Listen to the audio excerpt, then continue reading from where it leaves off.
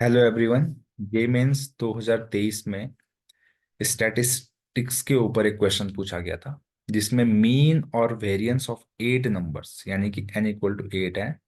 8 numbers का mean और variance दिया गया है 9 एंड 9.25, यानी कि x बार का वैल्यू दिया गया है 9 और सिग्मा स्क्वायर का वैल्यू दिया है 9.25, है ना। अब हमें यहाँ पर दो अननोन्स दिए गए हैं x और y। इन दोनों अननोन्स को फाइंड करने के बाद मुझे 3x - 2y की वैल्यू बतानी है। साथ में x की वैल्यू y से बड़ी होगी, ये भी यहाँ पर मेंशन किया गया है। ठीक है, तो चलिए x बार जो होता है वो होता है sigma of all xi divide by n। सारे जितने भी डेटा है उनका सम करो और टोटल जितने डेटा है उनसे डिवाइड कर दो। तो यानी कि ये कुछ हो जाएगा x + y + 10। इन सब डेटा को मैंने ऐड कर देना है और फिर डिवाइड कितने से करूंगा इसको, 8 से, क्योंकि टोटल नंबर ऑफ डेटा कितने हैं, 8 है, n का वैल्यू 8 है। इसकी वैल्यू दी गई है 9, x बार की वैल्यू। अब 8 को अगर मैं दूसरी साइड लेके जाऊंगा तो इंटू 8 हो जाएगा, है ना। तो ये कुछ, और इन सबको मैं ऐड कर लेता हूँ। इन सबको जब ऐड करूंगा तो हो जाएगा x + y + 52 = 72। और यहां से मेरे पास एक रिलेशन आएगा x + y = 20, जब मैं 52 को दूसरी साइड लेके चला जाऊंगा। तो x + y = 20 एक रिलेशन आ गया। अब मुझे एक इक्वेशन और चाहिए ताकि मैं इजीली फाइंड कर सकूं एक्स वाई को। अब देखिए यहां पर जो सिग्मा स्क्वायर का फॉर्मूला होता है वो होता है सिग्मा ऑफ सभी डेटा के स्क्वायर का सम कर लेंगे, डिवाइड बाय n कर लेंगे, माइनस जो मीन दे रखा है उसको हम माइनस कर देंगे, है ना।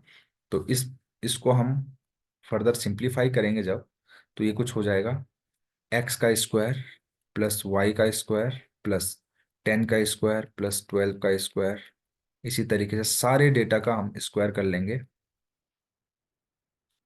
उसको डिवाइड कर लेंगे टोटल नंबर ऑफ नंबर से। कितने टोटल नंबर हैं इसमें, 8 नंबर है, तो n = 8 माइनस इसका x बार का वैल्यू 9 दिया गया है, यहाँ पे क्वेश्चन में दिया गया है तो डायरेक्टली लिख देंगे। और ये टोटल 9.25 के बराबर है, ये भी हम यहाँ पर लिख लेते हैं। अब देखिए 9² 81 होता है, 81 को हम दूसरी साइड लेके जाएंगे, है ना।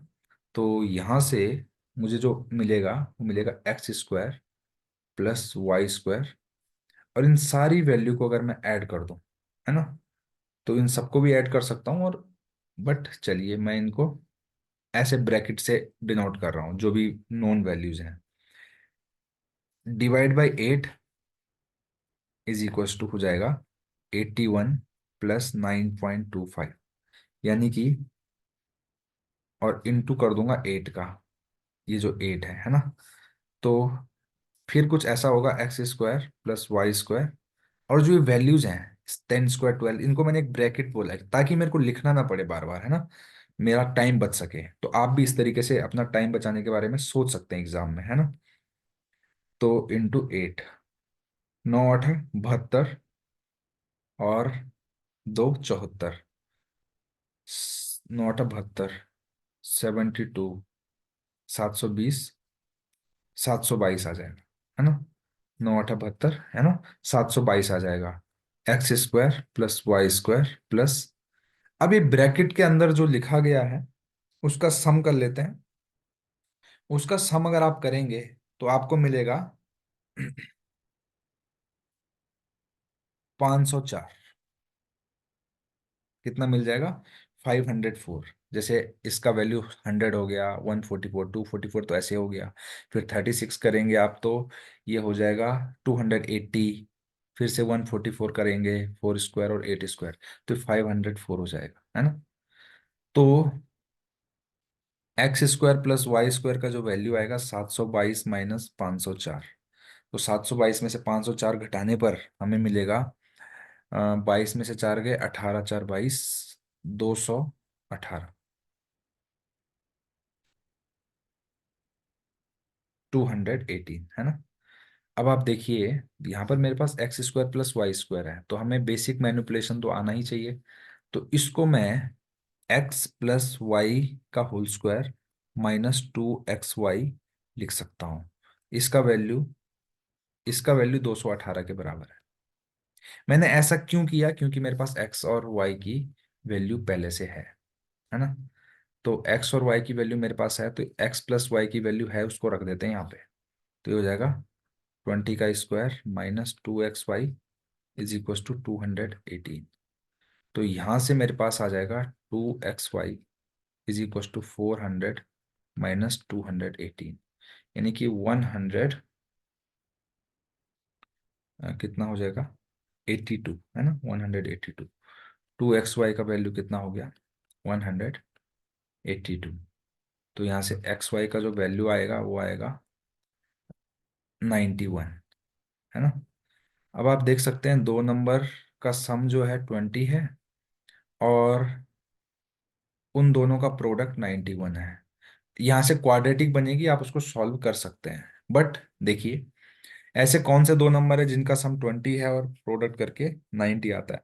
तो 13 और 7 है ना। 13 और 7, तो जब आप यहाँ से क्वाड्रेटिक बनाएंगे तब भी यही आंसर आएगा। तो हमें कुछ इस तरीके की शॉर्टकट्स पता होने चाहिए कि अगर हमें इस तरीके से, तो हम किस तरीके से वैल्यू फाइंड कर सकते हैं। तो x की वैल्यू 13 या 7 आएगी जब क्वाड्रेटिक बनेगी x की, तो y की वैल्यू क्या आएगी, 13 के साथ में 7 आएगी, 7 के साथ में 13 आएगी। बट इसमें क्या बोला गया है क्वेश्चन में स्टार्टिंग में कि x की वैल्यू y से बड़ी है। इसका मतलब हम कौन सा वाला पेयर चूज करने वाले हैं यहाँ पे, 13 और 7, ये वाला।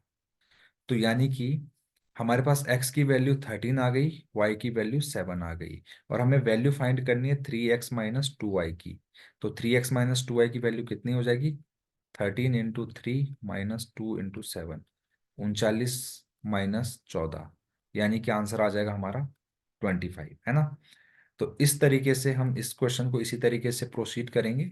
अगर आपको सॉल्यूशन अच्छा लगे तो प्लीज़ चैनल को लाइक, शेयर और सब्सक्राइब करना बिल्कुल ना भूलें। Thank you very much.